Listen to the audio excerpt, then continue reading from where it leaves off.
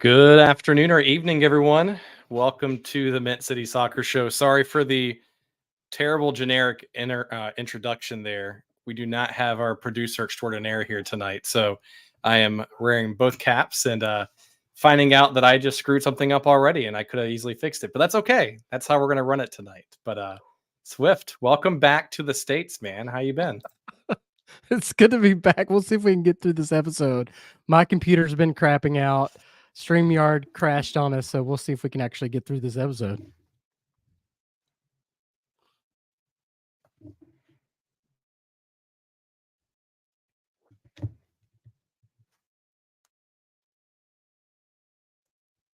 Sorry, I don't know if it's my end or not, Swift, but I got frozen there for half a second. Can you hear me okay? You're good now, man. Awesome, man. Well, welcome back to the States. Sorry, I may have to ask that question again, but welcome back, man. How was your trip over to the foreign land of across the lake? Yeah, no, it's good to be back. It's good to be driving on the right side of the road like normal human beings. I may have sideswiped a car while I was in Ireland, so um, yeah, driving on the left-hand side of the road is absolutely terrifying. When you're driving in a foreign country anyway, it's kind of nerve-wracking, but having to drive on the other side, I turned down a road and I thought I turned down a one-way road because a car was coming 90 miles an hour, like in this, small little, like looked like a one-lane road. And I was like, oh my God, I turned down the wrong way. And so I kind of moved over to the left. I was going maybe like a mile an hour and literally like side swiped a car because I have a whole other half of a car that I, you know, didn't factor in. So yeah, may have sideswiped a car, maybe hit a curb or two, but other than that, I was able to drive no problem. Did about 10 roundabouts and didn't kill anybody, so it was all good. It's a good trip. I have to ask, what kind of car did they give you that you're having to drive on the left-hand side over there? So I got it was a Toyota Corolla hybrid. So I mean, all the cars over there are kind of small because of like the little roads and everything, but yeah, once you got into the countryside, it was fun to drive. But yeah, it goes against every natural instinct, like turning left, like it's just the whole thing's weird. But yeah, did that and yeah, toured around Ireland, went to go see my cousin Taylor Swift. Um, so that was fun. Yeah, good times.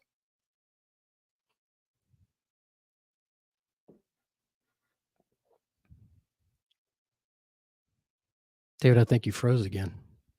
Man, we're having problems with StreamYard tonight.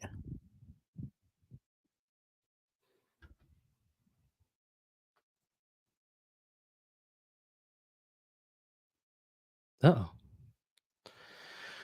I think Gusler's having issues. Usually it's me and my computer. We'll see if we can get David back here. Thanks everybody for hanging out and tuning in, and hopefully we'll get through some of these technical difficulties. Now it's just my show. So what do we want to talk about? We want to talk about let's talk about Bigfoot. No, I'm just kidding. Yeah, while David is coming back, um, yeah, let's talk about Charlotte FC. Let's talk about us struggling a little bit. And I want to get everybody's thoughts. Put them in the comments. Like, how do you think we're going to do this weekend? Unfortunately, we have to play now the second best team in the league in Cincinnati. How do you guys think we'll do on the road? Do you think we'll struggle? Um, what do you guys think? Put it in the comments. I'm going to try to filibuster while David is ramping back up. We may have to cancel the show altogether because I think he's having some issues. We'll see. So give it 1 second, guys, and I'll be right back in like 2 seconds, and we'll see what happens.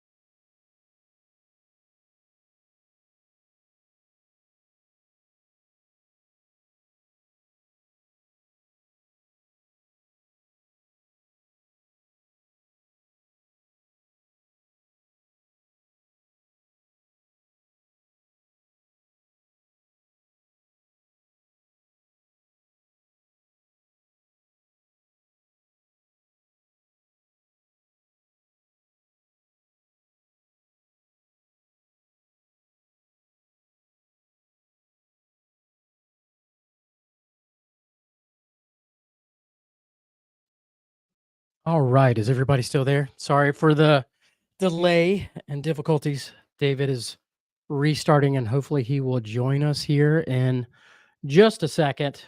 If you guys want to ask some questions in the comments, let's chat while David gets booted back up. Sorry about that, everybody. And but it is good to be back and talking with everyone. It's going to be a very, very long time before I get back to Bank of America Stadium, except for tomorrow. I'm actually going to Bank of America Stadium. Who's going to Copa America, by the way?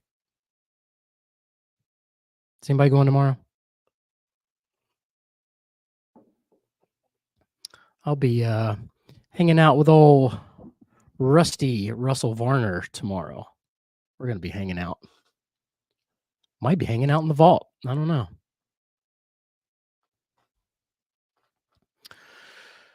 Joe, so who is our number 9 this weekend? That is an excellent, excellent question. I think the lineup is kind of like in flux right now. I guess if it were me, I would start Yuri up top, Yuri Tavares. Man, we might get to see a Ben Bender appearance. Yeah, we could experiment with Abada. Yeah, I don't know. Yeah, I think you would see Tavares as the kind of that number 9, and then yeah, underneath it'd be interesting to see if we do like a Bender, Bronico, Westwood type of situation. I don't know. I think Yuri's going to need a lot of help if he's going to be the one up front. So we'll see. Let me check on Gusler. See how he's doing. Thanks for hanging in, guys. Appreciate it.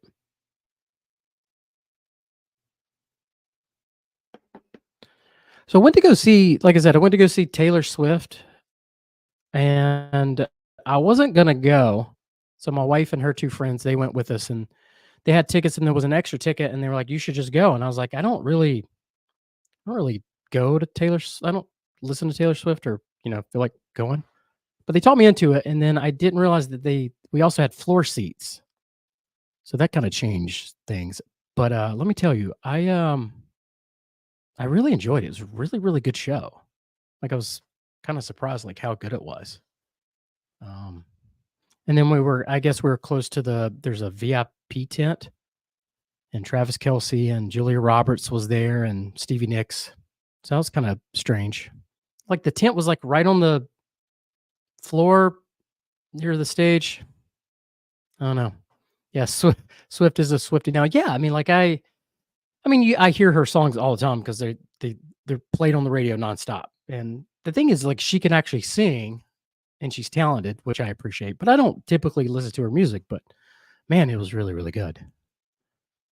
I'm just thinking about all the people that have tuned in. They're just seeing me talk, and I'm talking about Taylor Swift. They're probably like, "What the hell is happening here?"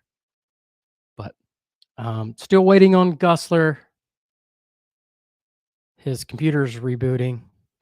Usually it's my computer that's crapped out, but looks like it's his. And plus StreamYard was that we stream these. There he is. Thank God, David, because I was talking about Taylor Swift, and I'm pretty sure we lost all of our... Everyone just quit the show. That's what... I was talking about cars, and then I was like, oh, it's going to be a long time before I go back to Bank of America. And I'm like, actually, I'm going tomorrow. So... I'm just now catching up on the comments too, because I had to restart my router, everything like that. But Richard Clark says Gusler's driving on the left side of the internet superhighway. Sounds about right. I was going the wrong way, Richard, and it just crashed and burned is what happened. So let's start the show over, shall we? How about that? We do the whole countdown again. No, I'm just joking. We're not going to do that to you, but no, man. So I'm glad to actually have you back. I hate that I missed the Swiftie talk. Did you get any friendship bracelets? I have to ask that question. So yeah, that's the thing. Like I had no idea.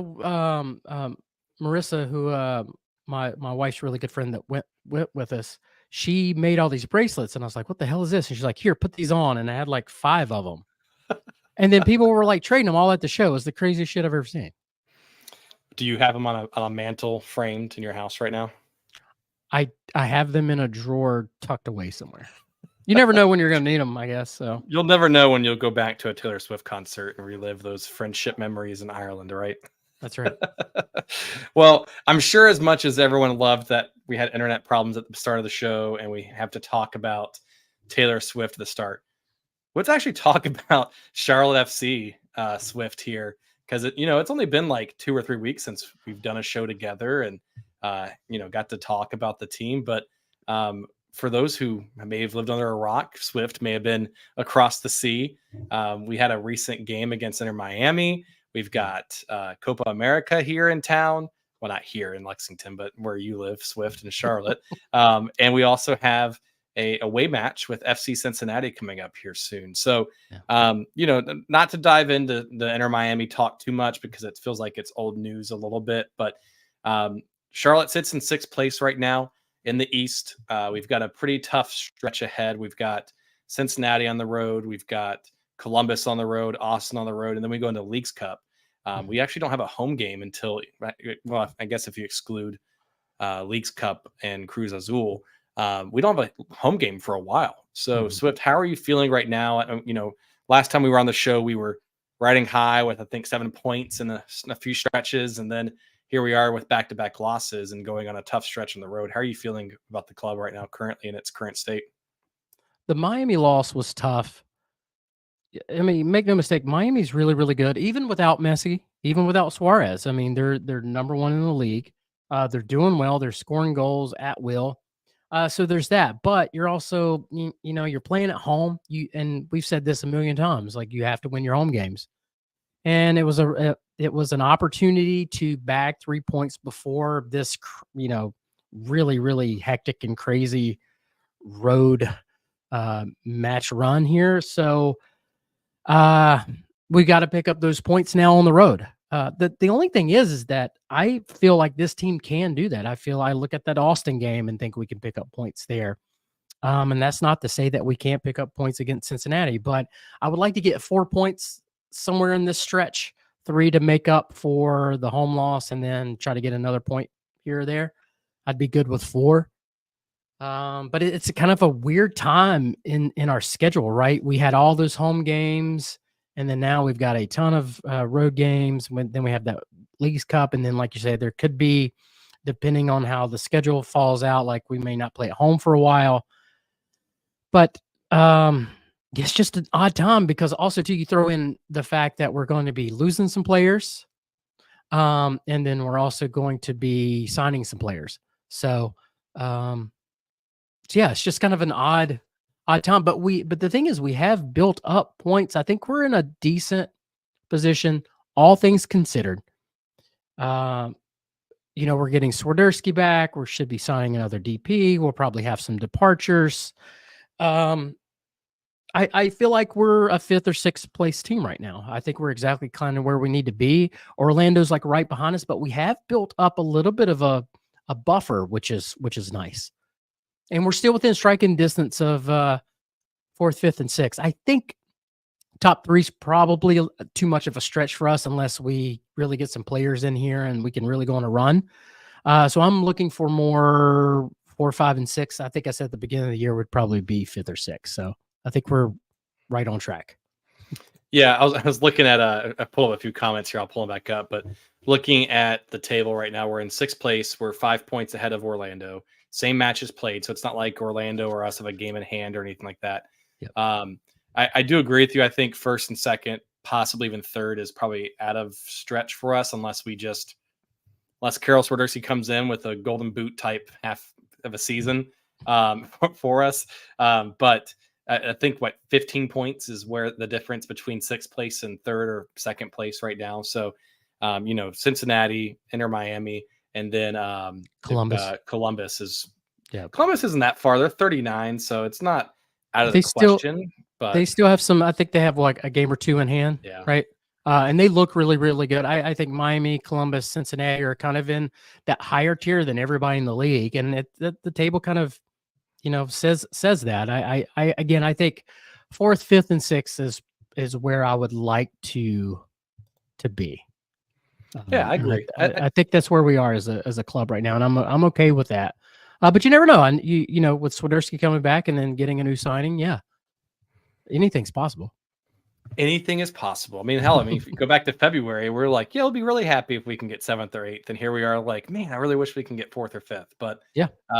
yeah, so a few of these, Greg, thanks for calling it out. Yeah, 8/24 is our next MLS home match. So we've got a decent stretch. Yeah, but I know one of the questions at the jump ahead is about that stretch there that we have. So Mint City Matthew says the road stretch will be tough, but it's possible to pick up points. So right. just like you, Swift, I think there are points available. We beat Columbus last time. Technically, I know they played a man down, but we did get points with Columbus, and then of course OFYO. So look at Mint City Matthew there. Look at you got a little wristband there, Swift. That's right. Yeah, I like my little buddy. So go support Mint City Matthew.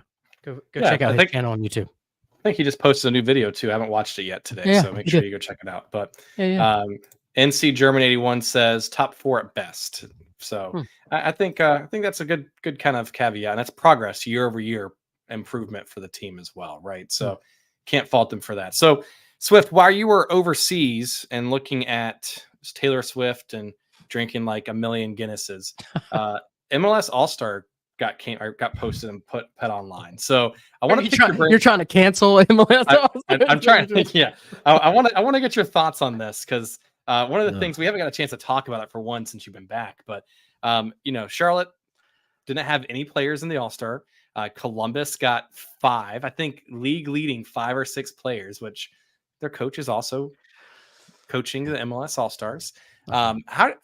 First, let me ask you this: your initial gut reaction hearing that, and then 2, should fans, or even I guess fans first, should fans take offense to that, and then should Charlotte FC take offense to that? Yes, they should take offense. I take offense. You look at the stats, and the thing is too, I think they just need to revamp the All-Star game. They've kept messing with it forever. Much like MLS, they really just not sure what they want to do. They can't really decide on anything, and like every year they want to do something different, so it's always changing. But it's a vanity thing. There's MLS darlings that are gonna get in no matter what if they have one good game, and sometimes it doesn't even matter how many games they play. They're gonna get in. But I think it's a crock. I think Kalina not getting in is absolutely stupid. But here's the thing: we could say how dumb the All-Star game is, and we're not going to watch it. But I guarantee if we did get an All-Star in, everybody would love it and be wanting to watch it. Yeah, Melanda and Kalina both, I think should have gotten it. But definitely Kalina, I think had the better shot. It's hard for defenders because there's so many. I just think Kalina just stat wise should have got in, but he's not on a darling team. And he's not an MLS darling yet, so he didn't get in. I think what hurt Charlotte a little bit too was that, in most formats, and I guess in formats we've done in the past, it's been like East versus West at times. And because it's a Liga MX and then MLS playing in this, you basically cut the roster in half now. Because now you have to use East and Western players on the same roster versus where it's East versus West. So I think that may have hurt Charlotte's chances a little bit per se, but I think it's absolutely ridiculous to have the coach be able to fill out the roster with 5 or 6 of his own players, and then have the commissioner also then pick 5 or 6 of his own players, and then you have the players vote, coach or whatever, media vote, and then the fans vote. So it was I don't know. They need to revamp it. To me, like I'm not really going to watch it, but if Charlotte had a player in it, you're absolutely right. I probably would have watched it, to be honest with you. Oh yeah, I would have loved. I mean, if we got an All-Star, I would have thought about going actually to the All-Star game. You would have gotten a MLS All-Star kit with that player's name on it, probably, right? Yeah, that would have been cool.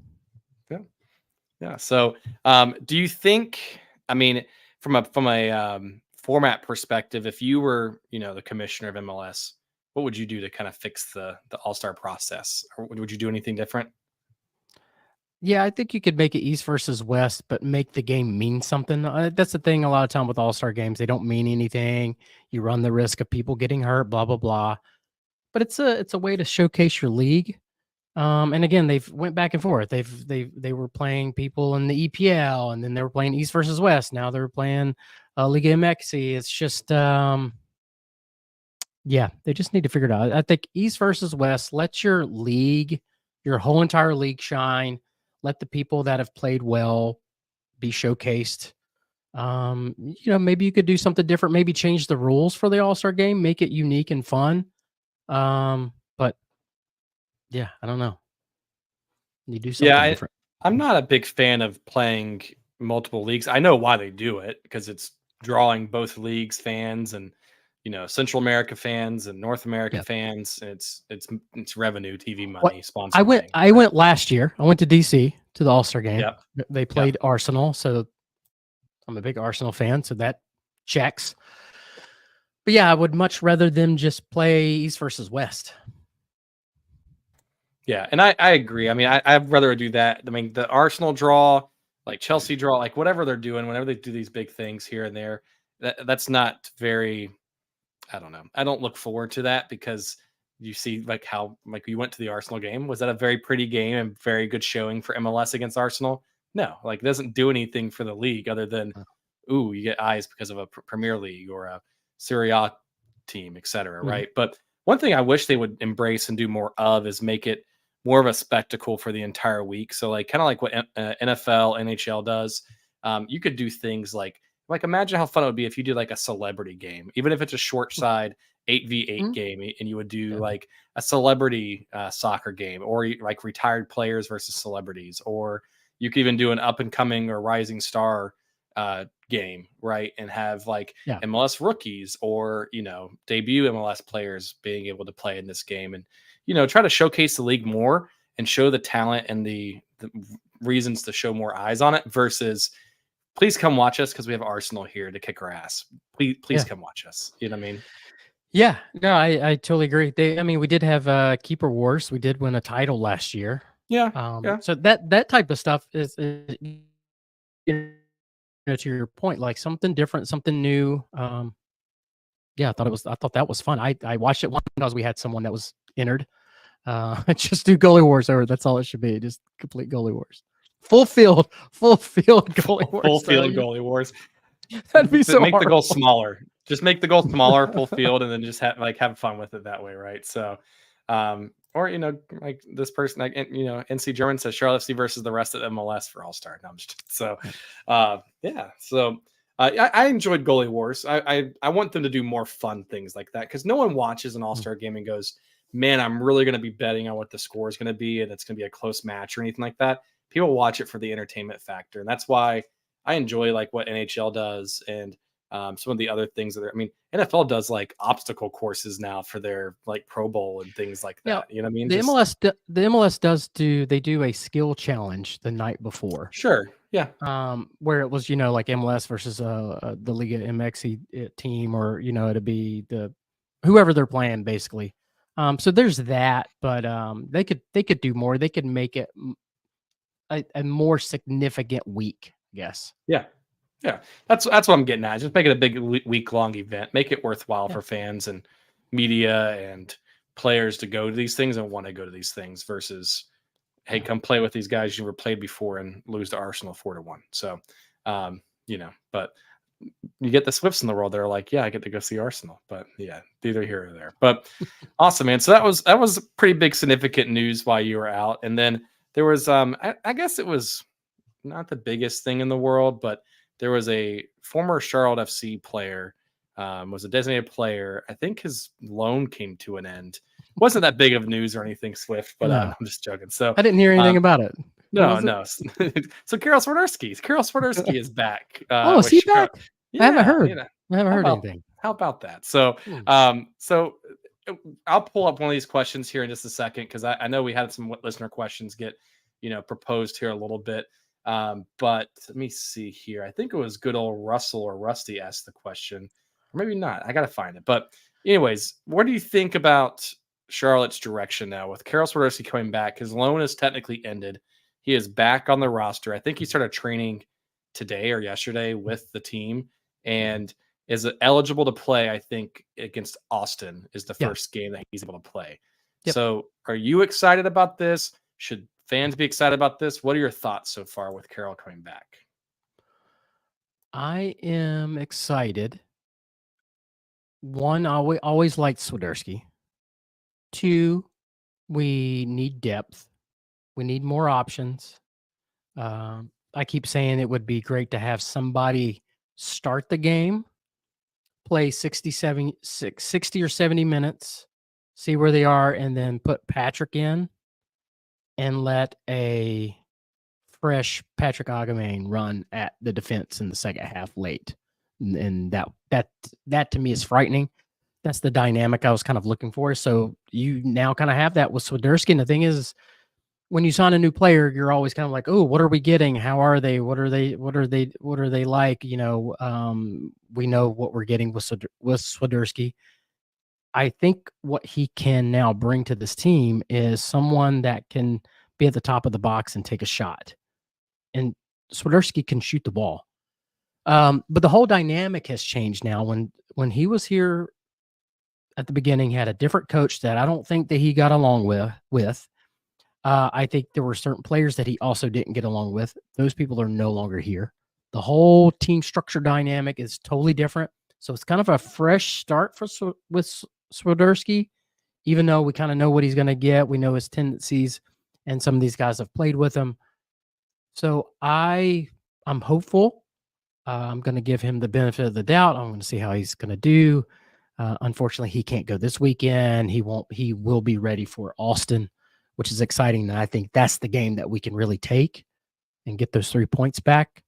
But we'll see. So does it change? And sorry, CLTFC fan and NC German, I know you put this question in here. So just like the direction of the club, how does this change the approach for the summer window? So the summer window opens, what I think, next week for MLS. So how does this change? So I know for a while there we were talking about having 2 DP spots, being able to buy Breck down, potentially adding another U22 player, et cetera. How does this change the direction that you feel from a front office and an approach for Charlotte FC? And should fans temper their expectations now, or should they still be excited for the summer window? What do you think? I think the number one signing we have been talking about for now 3 years is a number 10, a proper number 10 that can create, that can dribble, that can score, that's not going to wear number 10 and sit on the bench. Someone who's is going to get paid a lot and sit on the bench. I think if we get that signing, I think everything's fine because you've got your guy up top. That's settled. Yeah, you can move Swiderski around, which is nice, I guess. But like, it kind of solves itself. And again, we know what we're getting. And if Swiderski can score 7, 8, 9 goals the rest of the season, I think that's great because you're going to get production from Patrick as well too. And you got a body, you got Vargas, you have other people that can score now. So again, I'm optimistic. You just got to get that playmaker. That's the one thing that we've been missing for 3 years. So if you get that right, I'm pretty pumped. And again, I think long term, we're about to move some players on. I think there's one in particular that's about to head out if he hasn't headed out already. And then maybe the guy that is wearing number 10, I'm sure in the offseason we can deal him on. But then the thing with Swiderski too, let me back up. The thing with Swiderski, even so he comes back, say he doesn't work out at all. At the end of the year, then you can move him, right? Or if he wants to leave, you can move him at that time. Then you can reassess. But I think you have a good quality goal scorer that's on the team now. And plus you have Patrick. So now we have depth. Now we have more options. I think it's great.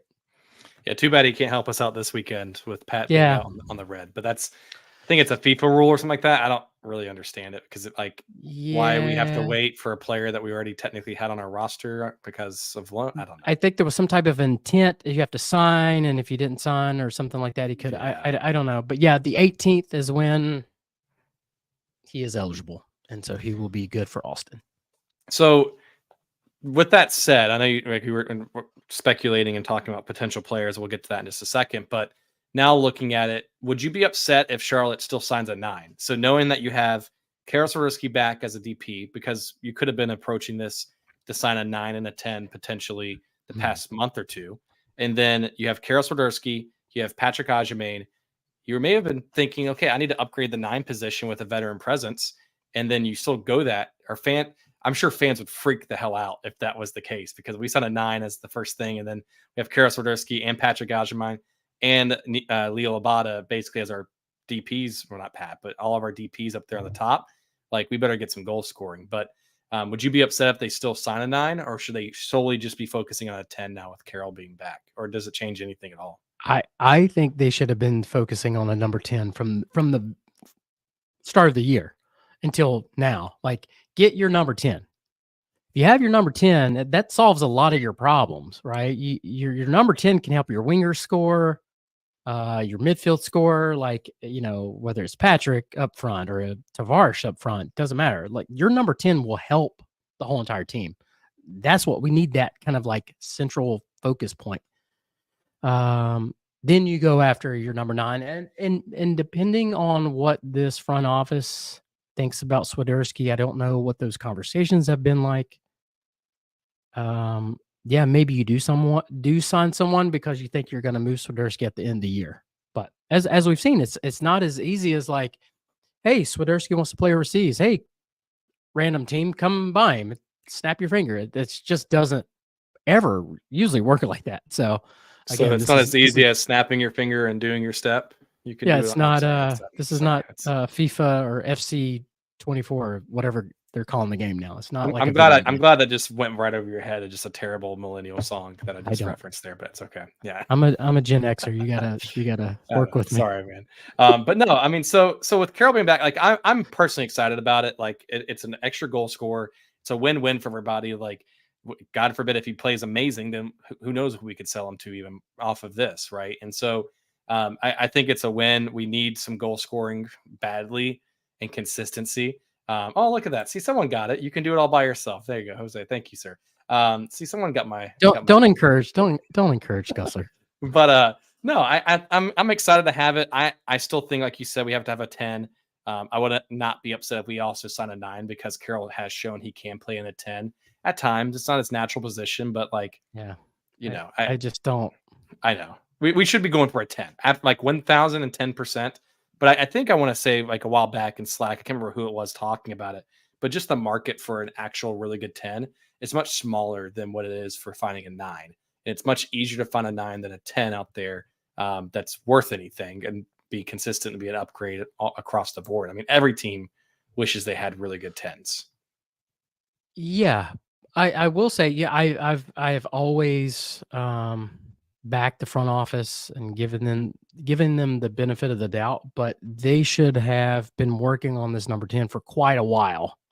That's what they gotta lock in. I don't want Swiderski playing number 10. I just don't. I don't think he's gonna like it. I don't think he's gonna be good at it. I think he needs to play up front. Period. Full stop.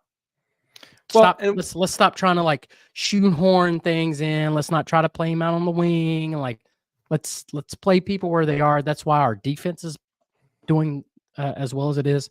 Play people where they're supposed to be and let them play naturally. I don't want to like he could do this and could do that. Get your number 10, bam. Get your number 9, bam. Move forward. One thing that's interesting, and I know you were overseas, Swift, so you may not have been able to watch the games or see it a ton of, but the last 2 games or so, it seems like Charlotte's been playing almost in this hybrid 4-4-2 in some way, where either, you had Pat up top, and then he tried it with Ben Bender being pressed and kind of having 2 up top, and then in Miami, you had Brandt up there at top, right? And so in my mind, I'm like, okay, well, you can just plug and play and put Karol there, and then you have Karol and Pat kind of both playing center forward, maybe one drops to a false 9, whatever it is, or a 10, and being able to do that still. It seems like we've been trying to do that much more frequently than we were doing at the beginning of the year, where it's much more of this traditional 4-3-3 or 4-2-3-1, whatever you want to look at. And that's been interesting to me to see the last few weeks, because I'm wondering if that's intentional, and then you're going to see that plug and play with Karol into that spot with Pat up top still. I did notice it wasn't last game. I think it was the game before last when Bender started. They were pushing him higher up, more normal than they have any other game with whoever's playing in that position. I noticed that. I wish I could have done the show because I wanted to call that out, because I did notice that he was up higher, and it wasn't direct pressure. It was just that presence. Um, I don't know that it worked all that great. And look, Swiderski is not a I hate to say, he's not a workhorse. He's not. He doesn't play. He's not that great at defense. His strong suits is shooting, scoring goals, getting in position, score goals. That's what I want him to do. So let him do that. I don't. Again, I don't want to play kind of like this quasi 4-4-2 again because I, he's not playing naturally. I want him to be up front, up top. I want him to start. Let Patrick learn underneath Swiderski. Let Patrick come in the second half. And, there's going to be League Cup games. There'll be some rotation. That's what I want. And then go get a real number 10. And then you have your real number 10, and then you can have your subs. You can have Ben Bender come in for the number 10. You can have Breck the Hotteray, whatever the hell we're going to do with him. He could be a sub. I think Scott's on his way out, so he's not going to be a factor, I don't think. So, or Brent Bronico, but that should be the pecking order. But I keep it simple, stupid. That's what we got to do. Yeah. There you go. Well, so perfect segue there before I start pulling up some of these questions too, but you kind of touched on it a second ago, and I don't want to speculate because nothing's been officially confirmed, but just looking at the summer window being less than 7 days out, right? Or 8 days out, the current way that we have the roster built, who do you see leaving? I know you just said maybe Scott may be on his way out. Brecht potentially, so there's been talk with buying him down, or could we sell him, not sell him, etc. Because I hate to say it, there's some veteran players on our team that are unfortunately taking up too much cap hit to be on the bench and not getting significant minutes. They're great people. Like, they've been super great fans, but sure. I'll use like the Bill Tuilumas, the Scotts, the Brecks, all very good players in their own regard, but they're just not contributing for their cap hit potentially, right? So do you see any moves with those moving forward? Yeah, I think Scott's going to be gone. I think we'll buy down Brecht, or we should. I think we have to make another move. So I think that was the plan. I think just to be in compliance, we had to make Brecht a DP, but you could pay him down. And then Bill, you got to do something with Bill. He is an option off the bench, but that is a lot of money just sitting on the bench. And then we're going to be getting Tim Ream. So, but again, we've talked about this. What do you do with Bill? Because say you had to change out the whole back line, on the left, you could have Pedro on the left. You could have Bill Tuiluma. You could have Tim Ream, and then Jalen Lindsay as your kind of sub back line. And that sounds okay. Doesn't sound horrible to me. But yeah, again, like, you're paying a lot of money for Bill to just be a backup. Well, I think, and correct me if I'm wrong, but Bill's like $400,000 or $500,000 in cap hit. You've got Scott Arfield, who's between 400 or 500. You've got Breck, who is technically a DP, but could be a TAM level player, etc. So making close to $1 million. Like that, just those three players alone make up $2 million almost in our cap hit. And how many minutes a game do they get every single week? Breck comes in 3 minutes in Miami, and then Scott has a red card and misses a game, etc. recently, and plays maybe 15 minutes on average, right? Bill doesn't even start. So to spend $2 million, you got to move those on, and hopefully we see some new players and new faces come in. No ill will to those players whatsoever, and appreciate their time here if they leave. But we've got to be able to get some contribution for that, $1.82 million that they're taking up right now. Yeah, so far for those players, it just hasn't worked out. That doesn't mean they can't do well at other clubs. It's just for whatever reason, it's just not a good fit here. So, yeah, I think some of these people were brought in to kind of settle down the locker room, get some veteran presence in there. You get some experience, but sometimes Scott, I think, is a perfect example. Like a really good player, really good pedigree, has the experience. He's a veteran, but he just hasn't really fit here and hasn't done well. Great guy, but hopefully he'll do well somewhere else. But I think he'll probably be the first out of here. Yeah. So let's jump to some questions here popping up, and within this space. I know we've got some listener questions before, but we're doing this live, so appreciate everyone kind of bearing with us the first 5 minutes or so as my internet craps out on me. But keep these questions coming in the chat and everything like that. We'll pull them up and ask them here on the show for Swift and myself. But Mint City Matthew wants to know, do you think Melanda's gone next season? I mean, is there any chance you think he's gone during the summer window at all? There is a chance. If the money's right, I would like to keep him one more season. But there's already teams calling for him. He's a phenomenal player. He's really good on the ball. I mean, everybody can see what he's about. So it'd be tough to keep him. I would like to keep him one more year and then sell him, but the number's right. Could be. Yeah. So and I think Joe asked this question on Twitter too. So when do you think the news on Ream will drop after Copa America would be my guess. So I know it's been speculation. Tom Bogert's put out there, Top End's put out there.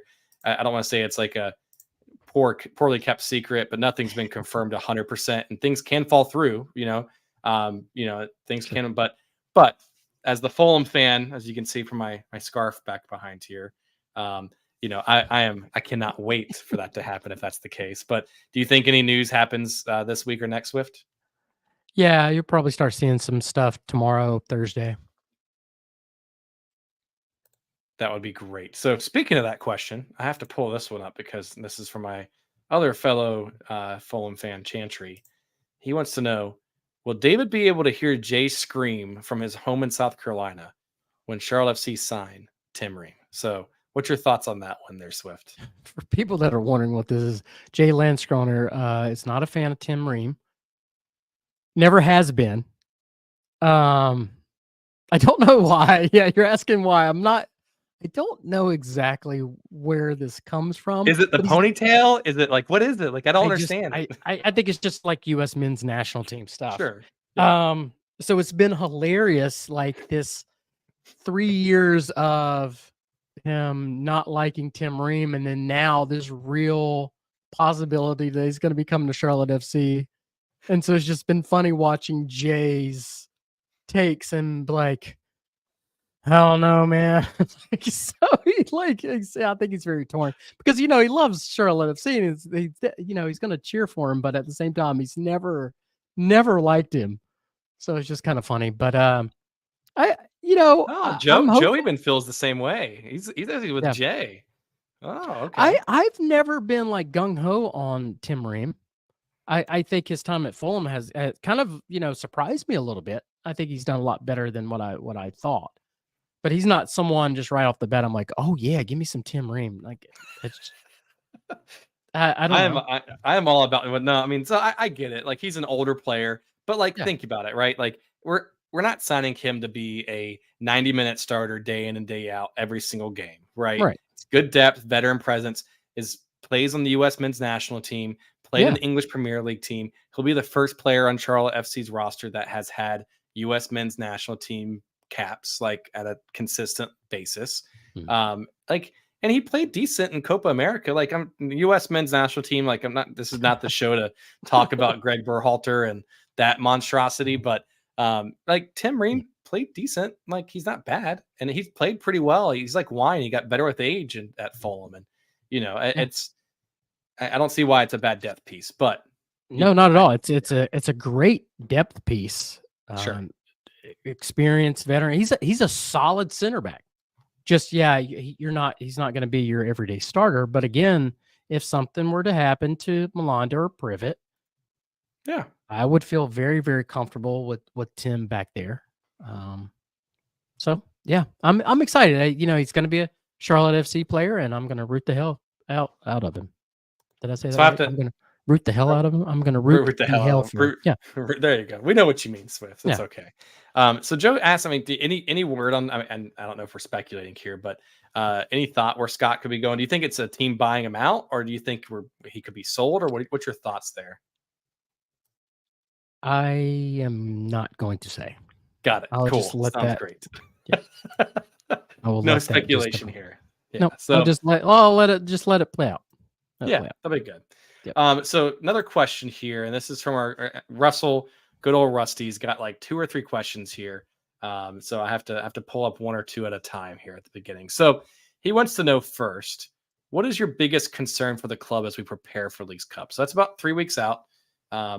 What's your concern or anything that should be like a watch out for the club as we head into this late July, early August tournament for MLS? Melanda and Andrew Privet. Like just like getting hurt or their Yeah. fitness level or what? All of that. Yeah, just wear and tear, playing every single minute. Yeah, good timing for Tim Ream to come, and a good opportunity for Bill. We really got to watch their minutes. I think we really need to rotate. That is some of my concerns. I have more like things that I'm pumped about than concerns, but that is a big concern for me. It's those two. Sure. I mean, who's behind them right now? And it's basically Pedro and Bill. And Pedro's been shown to be playing left Yep. back exclusively, so it's not much there. So Mhm. his other question is with only 5 league home games left this year, and he says, "What? When did that happen?" I can hear it in his voice right now. What's been your favorite moment of Bank of America so far this season, Swift? The introduction of the night. No, I don't know. The Porch new, guy, yeah, yeah. the new video. I don't know. I'd really have to think about it. I don't have like any one game that really stands out. I don't think it's been it's been a fun year. I think last year was a lot. It was a lot to take in, a lot going on. We had all the the tragic death at the beginning. We had kind of some like internal turmoil with some players acting fools and coach leaving. It was just a tough year. This year seems a lot more fun. It's a funner team, I guess. We're winning. We're in games. Like when we're on the road, I'm like, we have a chance. And that's what I like. And we're still understaffed.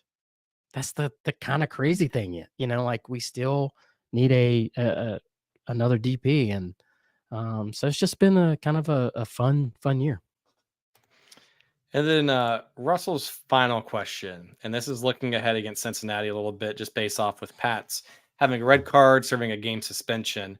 He says, "What are the chances that we see an Abada as a false nine quote lineup this weekend?" So, do you think that starts? Like, who do you think puts up? Is it Tavares? Is it Scott or Brecht up top? Like, what do you think is going to look what it looks like for the matchup this weekend? Yeah, if you move if Abada does that, then who's gonna play out wide? I don't know. Again, I think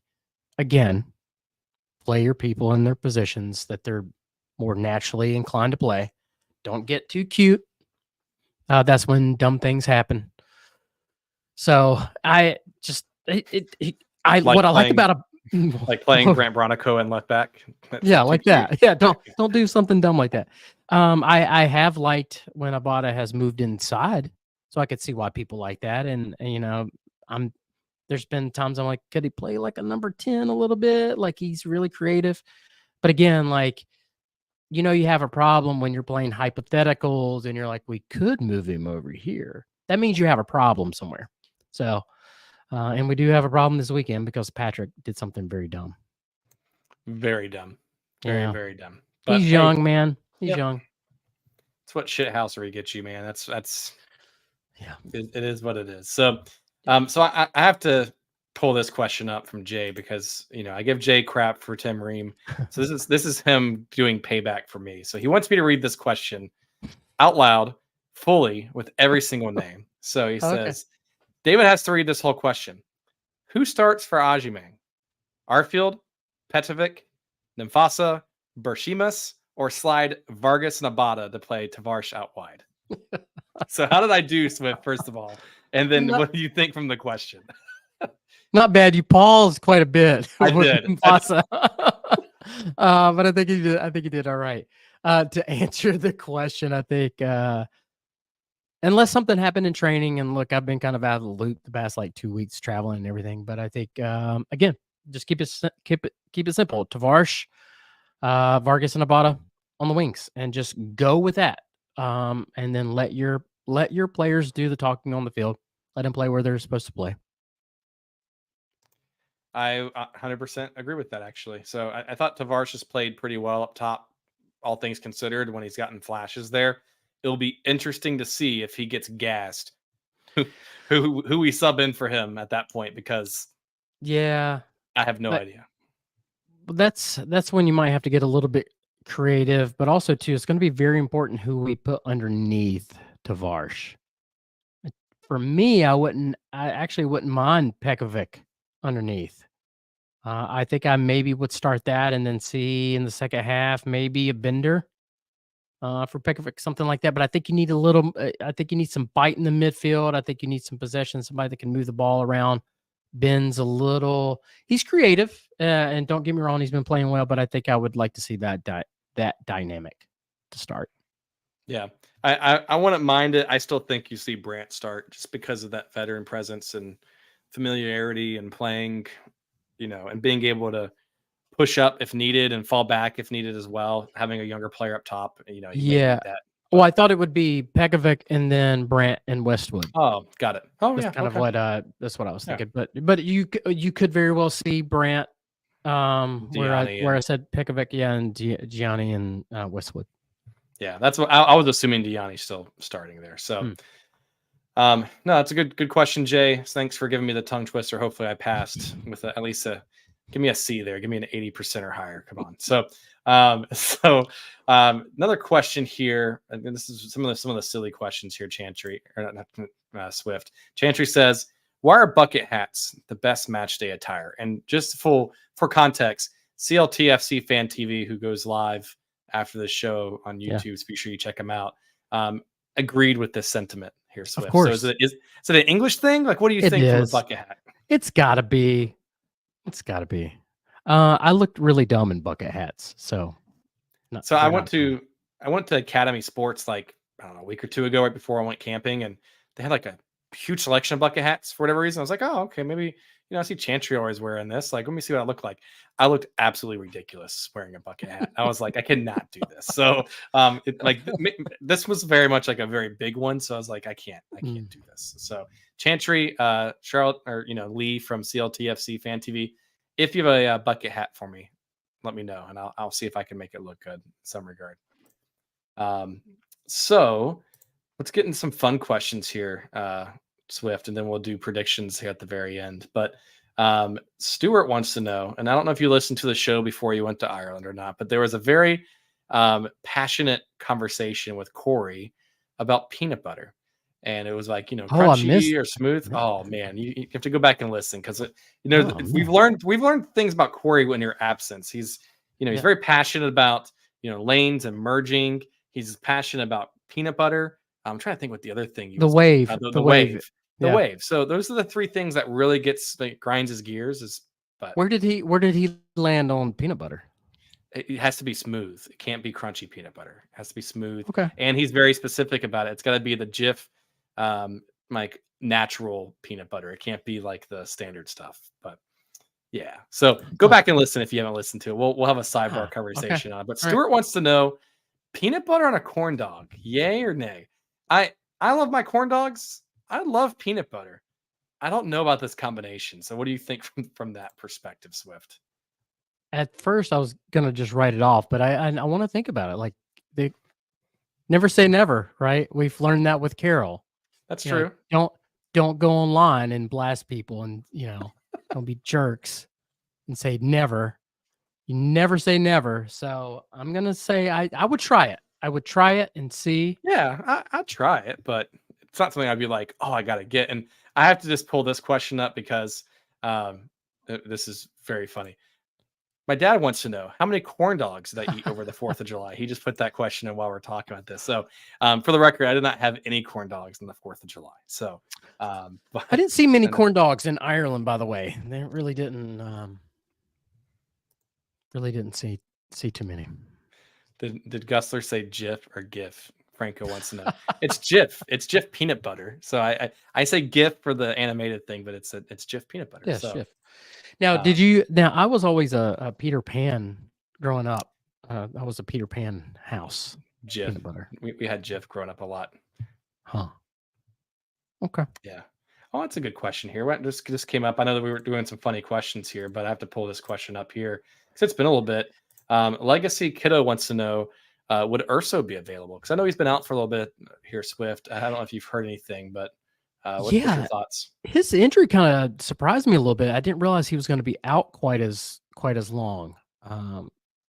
So I'm not really sure. And like I said, I just got back. I've been kind of out of the loop a little bit. I'm not entirely sure where he is injury wise.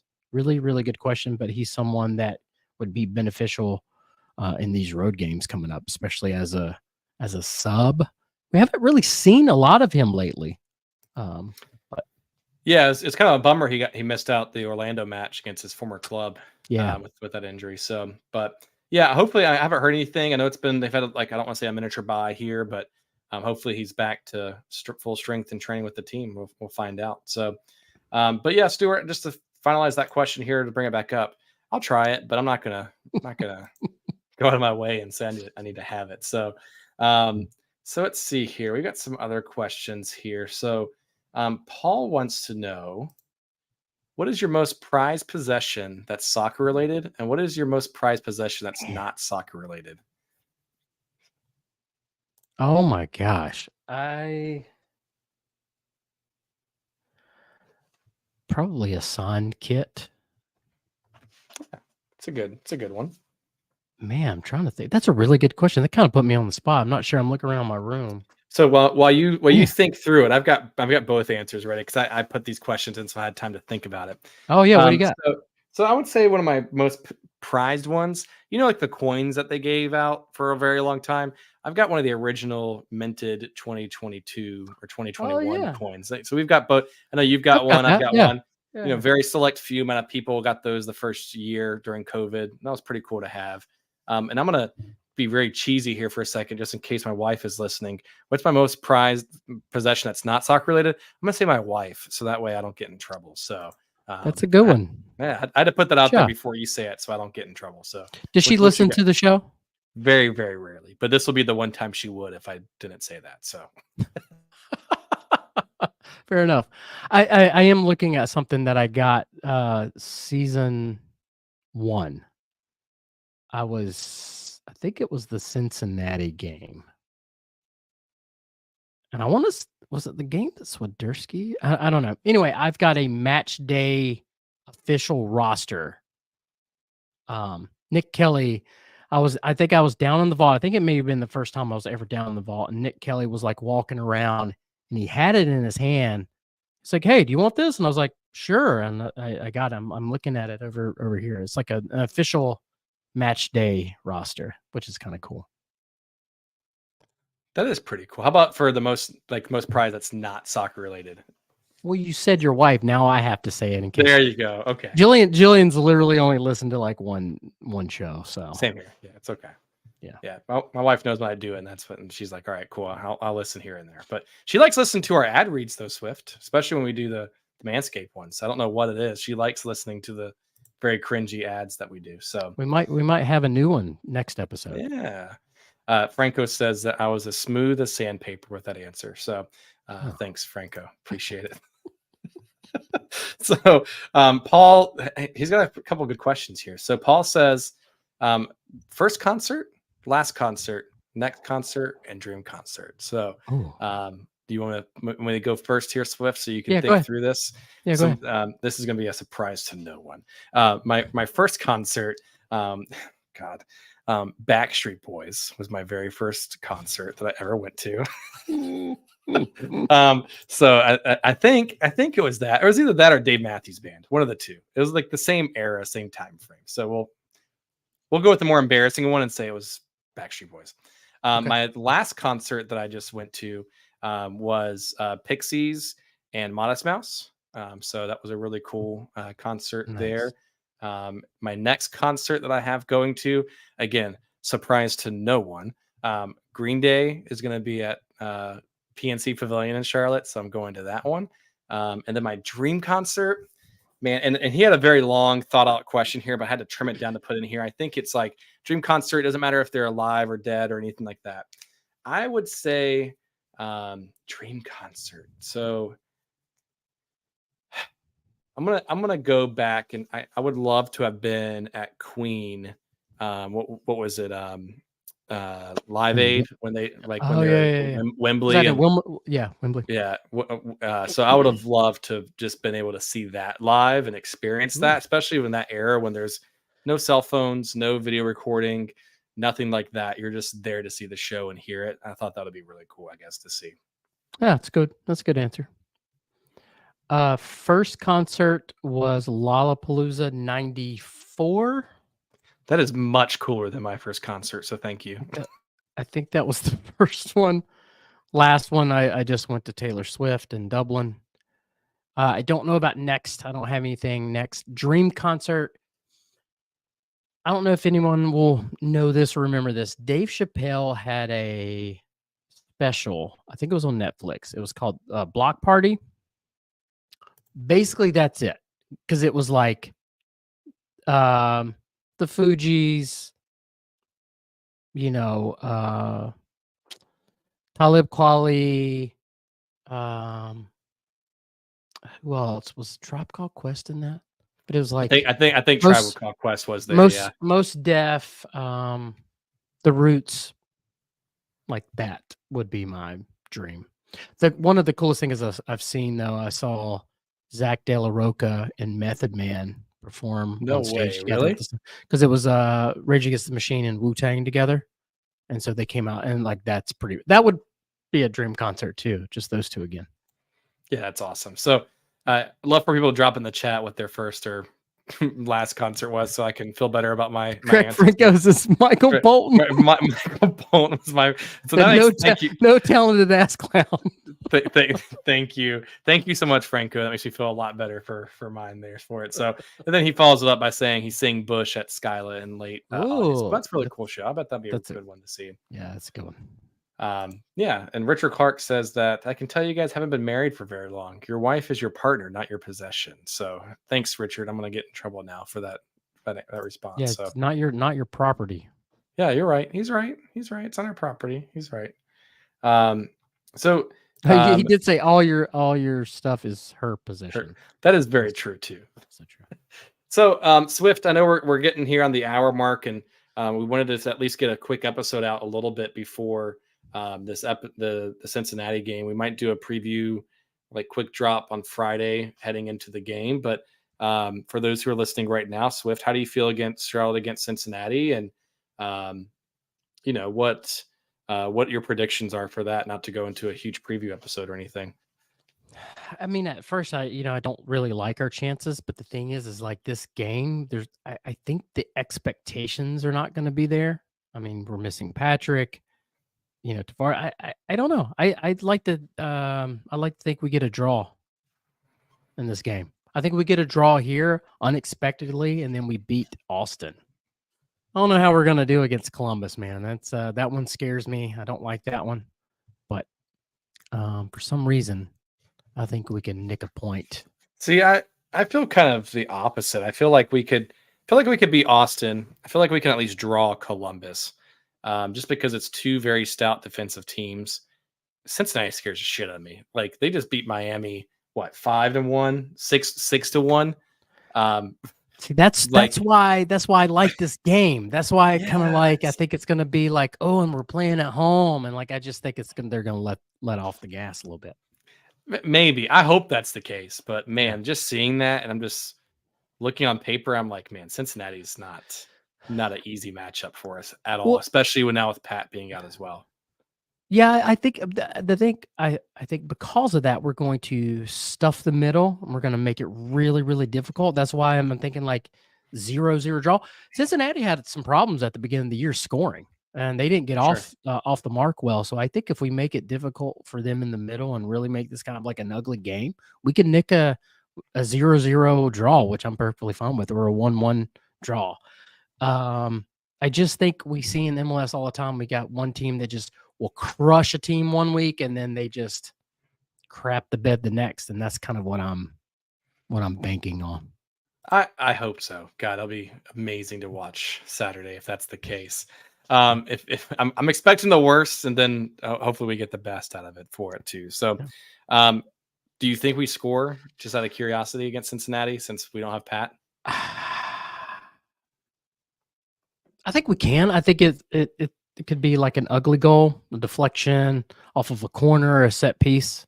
Yeah. Again, like I think we can nick a point here, but I don't think it's going to be beautiful football. I don't think we're just going to be putting up a ton of shots, but I think the game plan will be to clog that middle and just make it nasty.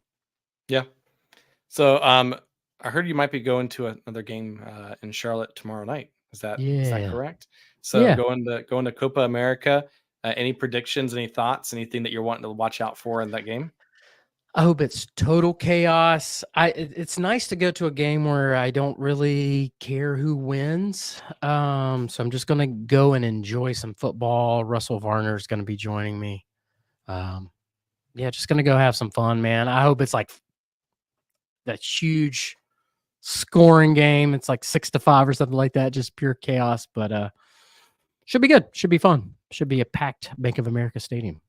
I think it's going to be insane. So I'm very envious that you get to see this because I've seen people posting in our Slack. The Colombian supporters are up at like UNC Marriott, and just that Mhm. greenway and like if it's like flooding into UNCC or Yeah. Charlotte now. Sorry for the Charlotte alumni, but there's like hundreds of fans out there tonight, right now, banging on the drum, singing, chanting, selling drinks and doing whatever. Yeah.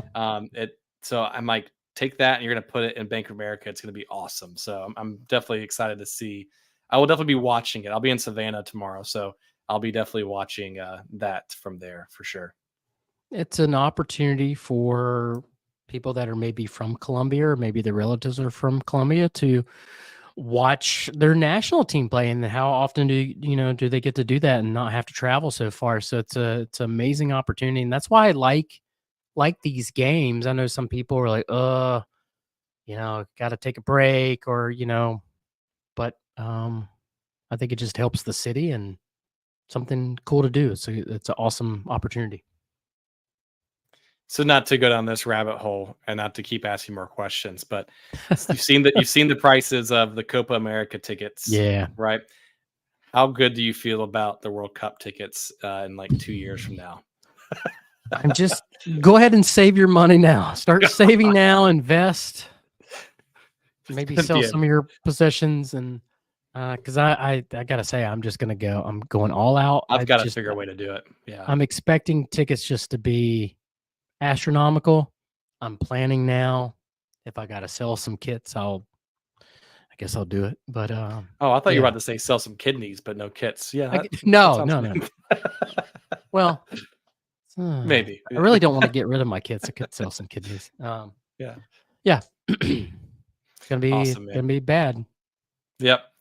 Well, any closing thoughts, Swift? Anything else you want to talk about before we let the folks go and talk to them on Friday? Anything on your No. mind? No, thanks for sticking around. I'm sorry we had Yeah. difficulties at the beginning. Go watch CLT Fan TV right now. They should be live now. We ran a little over. We're going to try to cut off at 9, so you could just hop over there. But appreciate everybody staying Yeah. around. Thank you for dealing with my wonderful, wonderful internet. So it seems like we were fine afterwards. But on that Sure. note, Swift, we'll talk to everyone here soon and have a good rest of the night. See you guys.